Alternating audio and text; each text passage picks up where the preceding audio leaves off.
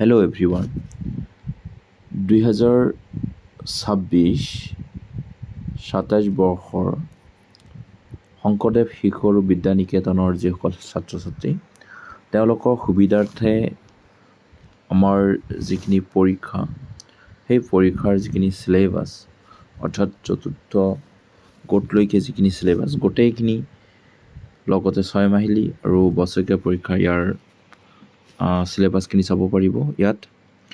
তো গতিকে পোনে দেৰি নকৰাকৈ মই দ্বিতীয় শ্ৰেণীৰ চিলেবাছখন মই দিবলৈ যত্ন কৰিছোঁ। ক্লাছ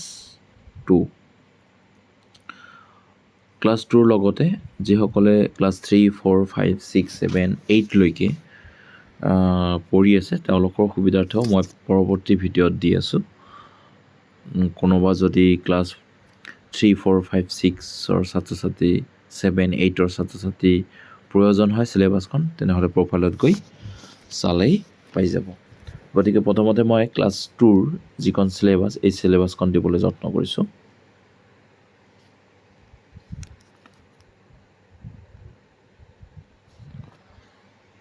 প্ৰথমতে চিলেবাছখন শিশু শিক্ষা সমিতি অসমৰ দ্বাৰা যোগ্যতা কৰা হৈছে। ইয়াতে দ্বিতীয় শ্ৰেণী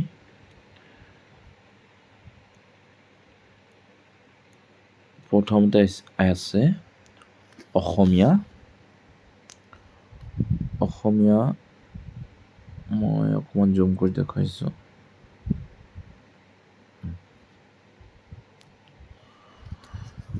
প্ৰথমতে বিষয় অসমীয়া 6 মাহিলী পৰীক্ষা আৰু বছৰেকীয়া পৰীক্ষাৰ যিখিনি চুটলিপি ইয়াত দি দিছে ধুনীয়াকৈ। পৰীক্ষাৰ চুটলিপি আৰু পঢ়াৰ 10 নম্বৰকৈ থাকিব। তো 6 মাহিলী আৰু বছৰেকীয়া পৰীক্ষাত চুটলিপি আৰু পাঠ পঢ়াত 10 নম্বৰকৈ থাকিব দ্বিতীয় শ্ৰেণীৰ কাৰণে। তোমালোকে এইটো মনত ৰাখিবা। গতিকে পাঠ পঢ়াৰ প্ৰতি মনোযোগ দিবা। 6 মাহিলী আৰু বছৰেকীয়া পৰীক্ষাত থাকিব দ্বিতীয় শ্ৰেণী চুটলিপি আৰু পাঠ পঢ়া। তাৰপিছতে ইয়াত দি দিছে একক অৰ্থাৎ প্ৰথম যিটো প্ৰথম গোট পৰীক্ষা ইতিমধ্যে হৈ গৈছে, তথাপিও মই এবাৰ কৈ দিছোঁ। পাঠ মৌমাখি আৰু ভমৰা কবিতাটো, তাৰপিছত য়কাৰ যোগ বুলিও শিকাব পাৰি আমি, আৰু জকাৰ বা য়কাৰ বুলি দিছে। তাৰপিছত তিনিওটা পাঠৰ আলোচনা কৰিব দিছে আৰু ৰকাৰ যোগ এইখিনিলৈকে প্ৰথম গোটত থাকিব। দ্বিতীয় গোটত ইয়াতে এটা কথা কৈছোঁ যে যি আমাৰ ইয়াত চিলেবাছ দি আছে প্ৰথম এককত, এইখিনিৰ ভিতৰতে যদি কোনোবা নিকেতনে কমপ্লিট কৰিব নোৱাৰে পৰীক্ষাৰ সময়সূচী মতে, তেনেহ'লে তেওঁলোকে নিজৰ ইচ্ছামতে কেতিয়াবা কমাই দিব পাৰে। তো সেইটো নিকেতনৰ আচাৰ্যৰ ওপৰত নিৰ্ভৰ কৰিব, যিগৰাকীয়ে এইটো বিষয় পায়। তথাপিও যিটো চিলেবাছ, এই চিলেবাছত মেক্সিমাম শিক্ষক তথা আচাৰ্যই ফ'ল' কৰিব আৰু ইয়াৰ পৰাই দিবলৈ যত্ন কৰিব। তাৰপিছতে দ্বিতীয় গোট পৰীক্ষাত ৰেফ যোগ, তাৰপিছতে ইয়াত দিছে ৰেফ যোগ ফুলনি, তাৰপিছত ফুলনি কবিতা, তাৰপিছত ক যোগ আৰু ঙ যোগ, তাৰপিছতে জ যোগ আৰু ছ যোগ এইখিনিলৈকে দ্বিতীয় গোটত থাকিব। তাৰপিছতে মই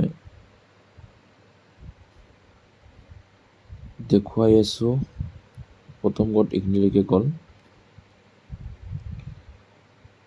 দ্বিতীয় গোট এইখিনিলৈকে গ'ল, আৰু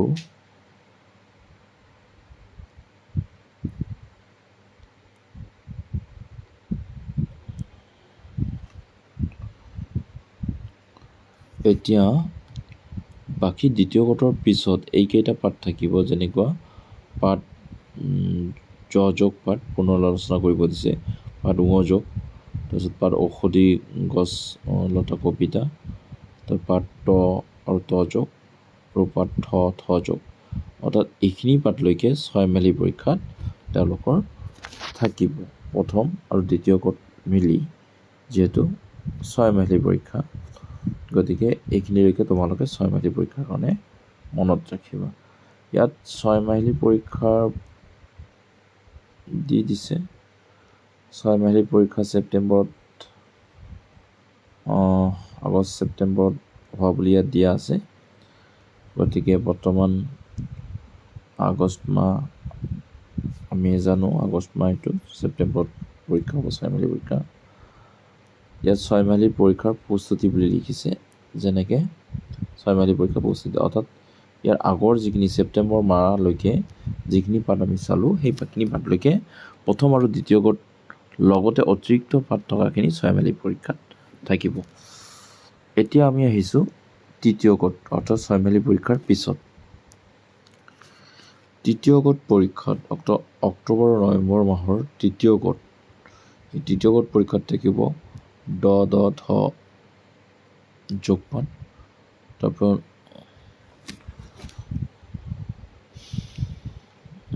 মূৰ্ধন্য ন প যোগ পাঠ, ফলমূল কবিতা আলোচনা, এইখিনিলৈকে থাকিব তৃতীয় গোটত।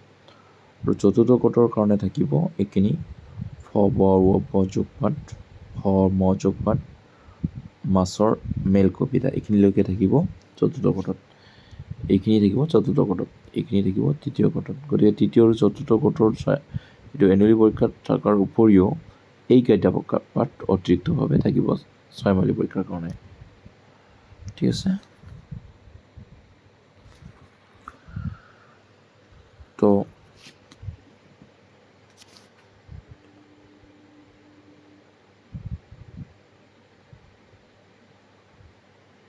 এইখিনি গ'ল। তোমালোকে বাকী ষ্ট্ৰাকচাৰখিনি পঢ়ি চাব পাৰে, ইয়াতে ধুনীয়াকৈ দিয়াই আছে। অসমীয়াৰ পিছে পিছে এতিয়া আহিব ইংৰাজী। দ্বিতীয় শ্ৰেণীৰ যিখিনি ইংৰাজী,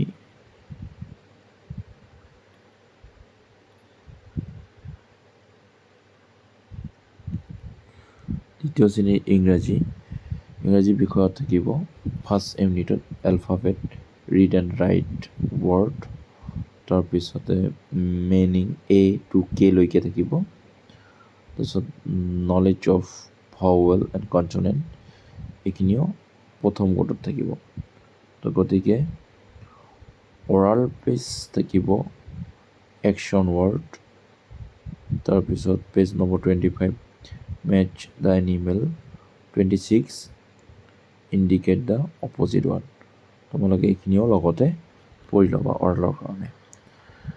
গতিকে আমি প্ৰথম ইউনিটৰ পিছতে যিটো ছেকেণ্ড ইউনিট, অৰ্থাৎ lesson 19 use this that these those, number of word 1 to 10, তাৰপিছত ৱাৰ্ড নং এল টু এন লৈকে থাকিব। এইখিনি ৱাৰ্ডৰ ভিতৰত যিখিনি আছে এইটো দ্বিতীয় গোট ছেকেণ্ড ইউনিট। এইটো ফাৰ্ষ্ট ইউনিটত গ'ল, ফাৰ্ষ্ট ইউনিটত এইকেইটা, তাৰপিছত গ'ল ছেকেণ্ড ইউনিটত গ'ল এইকেইটাৰ পিছতে অৰাল ছেকশ্যন যিটো আছে এনিমেলছ ফেমিলিজ, তাৰপিছতে 28 পেজত a day in মনছ life, এইখিনিলৈকে practice কৰিব। যিহেতু এইকেইটা গোট পৰীক্ষাত হয়তো নিদিবও পাৰে, যদি ইউনিট পৰীক্ষাত নিদিয়ে তেনেহ'লে ছয়মাহিলীৰ কাৰণে এইখিনি প্ৰস্তুতি চলাব লাগিব। গতিকে চাই ল'ব ভালদৰে।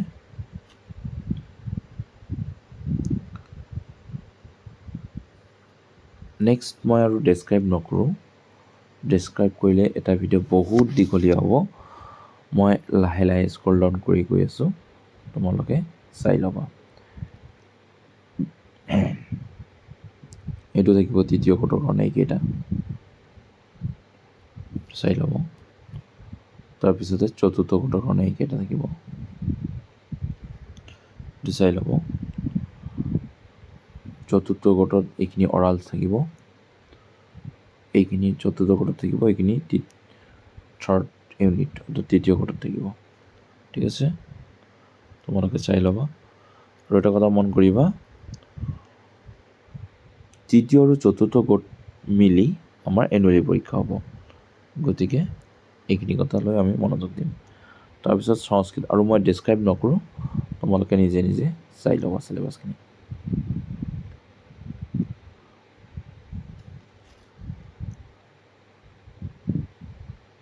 ইয়াত ধুনীয়াকৈ দিয়াই আছে যে প্ৰথম একক, দ্বিতীয় একক, তৃতীয় একক, চতুৰ্থ একক, তাৰ এগেইনষ্টত যিকেইটা পাৰ্ট থাকে এনেধৰণে চাই ল'ব তোমালোকে সকলোৱে।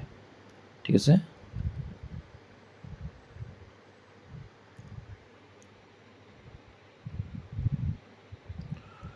সংস্কৃতৰ পিছতে হিন্দী, দ্বিতীয় শ্ৰেণীৰ হিন্দী পাঠটো চাই ল'ব। প্ৰথম একক, পহলা, দুসৰা, পহলা মানে প্ৰথম একক, দুসৰা মানে দ্বিতীয় একক দিছে, ছেকেণ্ড ইউনিট। তিসৰা মানে তৃতীয় গোট, চৌথা মানে চতুৰ্থ গোট। চতুৰ্থ গোটৰ পিছত বাকী যিখিনি পাঠ দি আছে ফেব্ৰুৱাৰীলৈকে, এইখিনিও এনুৱেলি থাকিব। প্ৰথম আৰু দ্বিতীয় গোটৰ পিছত অতিৰিক্ত থকা পাঠকেইটা ছয়মাহিলী পৰীক্ষাত থাকিব। তাৰপিছত যেতিয়া তৃতীয় গোট আৰম্ভ হ'ব, তৃতীয় আৰু চতুৰ্থ গোটৰ পিছত যিকেইটা পাঠ দিয়া থাকে সেইকেইটা থাকিব এনুৱেলি পৰীক্ষাত। এনেদৰে মনত ৰাখিব। প্ৰতিটো ছাবজেক্ট একেই, গণিত বিষয় চাই ল'ব। প্ৰথম ইউনিট, প্ৰথম গোট, দ্বিতীয় গোট, তৃতীয় গোট, চতুৰ্থ গোট, অধ্যায় 9, 10।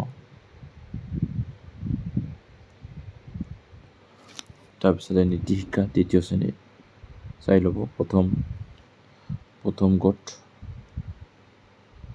এইকেইটা, প্ৰথম গোটত এইকেইটা থাকিব: সুস্বাস্থ্য আৰু উন্নতিৰ বাবে দিনচৰ্যা, ভক্ত প্ৰহ্লাদ, পাতেশ, মনোপ্ৰথম শ্লোক, ভজন মন্ত্ৰ, শেষৰ শ্লোক, প্ৰকৃতি আমাৰ মা, আদৰ সম্ভাষণ, এনেধৰণে। তাৰপিছত এইকেইটা অতিৰিক্ত পাঠ, তাৰপিছত দিছে দ্বিতীয় গোটত এইকেইটা থাকিব। তো এনেধৰণে নীতি শিক্ষা, ছবি অঁকা, ছবি অঁকাখিনিও চাই ল'ব পাৰে। গোটেইখিনি চিলেবাছ দ্বিতীয় শ্ৰেণীত দিয়া হৈছে। এটা ভিডিঅ'তে আপোনালোকে চাই ল'ব পাৰিব আৰু উঠাই ল'ব পাৰিব।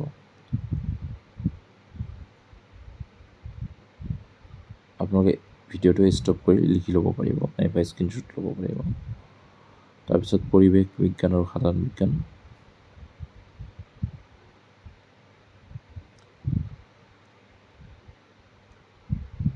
মাহ অনুসৰি পৰি থাকিব।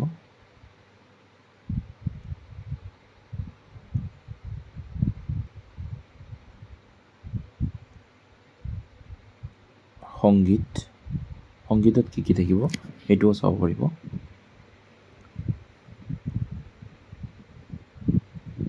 মাহ অনুসৰি কি সংগীত একচুৱেলি শিকাব লাগিব, গোটেইখিনি ইয়াত ধুনীয়াকৈ দিয়াই আছে, চাই ল'ব পাৰিব। শাৰীৰিক কি শিকোৱা হ'ব সেইটোও দিছোঁ বাৰু, এবাৰ চাই ল'ব। ঠিক আছে? তো এইখিনি আমাৰ আছিলে দ্বিতীয় শ্ৰেণীৰ চিলেবাছ সম্পূৰ্ণ শংকৰদেৱ শিশু আৰু বিদ্যা নিকেতনৰ ছাত্ৰ ছাত্ৰীসকলৰ বাবে। ইয়াতে যোগৰ চিলেবাছখনো দিয়া আছে, ধুনীয়াকৈ চাব পাৰে। কি আসন আৰু কি প্ৰাণায়াম শিকাব লাগিব সৰু সৰু ল'ৰা ছোৱালীবিলাকক, ধুনীয়াকৈ দিয়া আছে। তোমালোকে চাই ঘৰতে শিকাব পাৰিব। ঠিক আছে? Thank U.